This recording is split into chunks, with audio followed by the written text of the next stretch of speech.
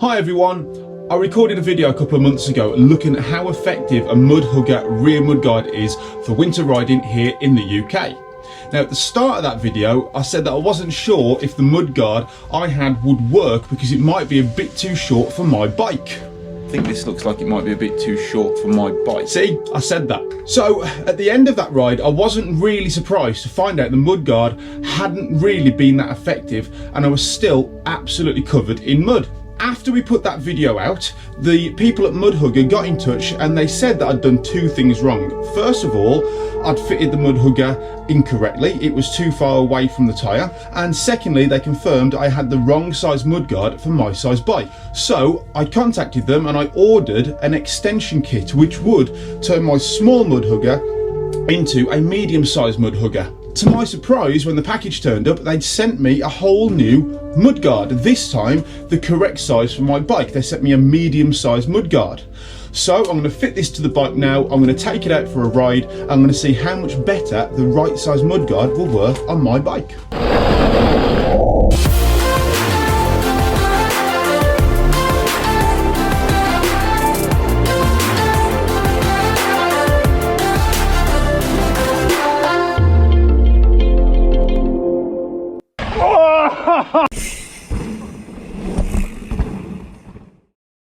I haven't really seen that many other mountain bikers with rear mudguards fitted to their bikes when out riding on the trails, and I think that's because the majority of people, myself included, prefer the look of their bikes without a mudguard on.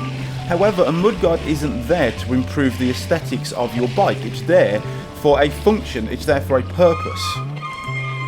Mudhugger make three different size rear mudguards. They make a small, a medium and a large, and it depends on the size of your wheels and the angle of your seat stays as to which size you need. So make sure you check on their website and look at their recommendations before purchasing one. I want to introduce you to my friend Jay. More so, I want to introduce you to what he's wearing and his bike. Well, hold on. First of all, you said it was going to be muddy and wet, so wellies and trunks seem like an obvious idea to me. So there we go. Let's have a look at his bike. All the way from 1992. Look at the travel on those forks.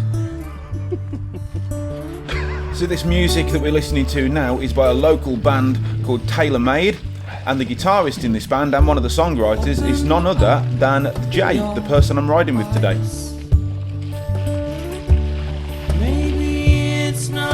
Such a big surprise,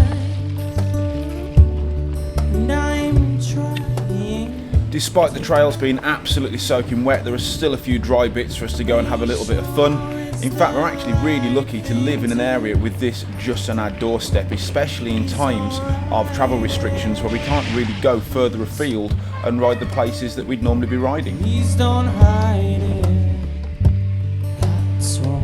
Now the last time I went out riding with this rear camera fitted, I managed to capture my brother falling off behind me, and today I managed to get this on film. You're right. Man down. You can clearly see how wet and muddy the trails are, and if you look at the rear camera you can see some of the mud has flicked up on top of the mudguard. Make it up right now. If I don't have any mud on my back when I get home, I'm going to be very impressed. It's hard, but you'll find a way somehow.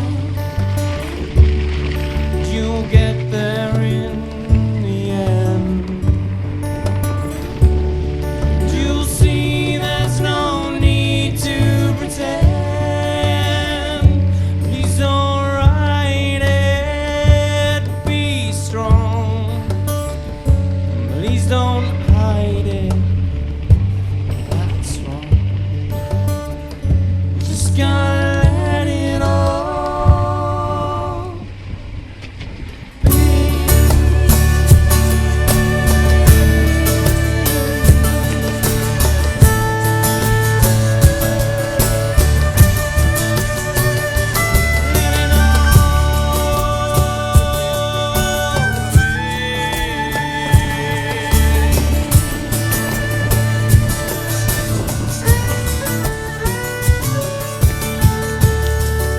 If you buy one of these rear mud guards for your bike, then make sure you fit the protection tape it comes with, because if you don't, it could scratch your paint on your seat stays. You can always tell when you're getting up to the Brockmore end of the canal. It's not that there's more graffiti than down in Wordsley. It's just up here, it's not spelt right. So just got back from testing the bigger mud hugger. There's still a bit of mud on top of it, but it's done a much better job than the smaller one I had fitted on there before. That's the bag I was wearing. Not really anything there. No mud. Saracen survived. Just about. So what's my verdict? I stand by what I said earlier in the video. I do prefer the look of the bike without the mudguard on, but a mudguard isn't there to improve the look of your bike. It's there to serve a purpose. It's there for a function.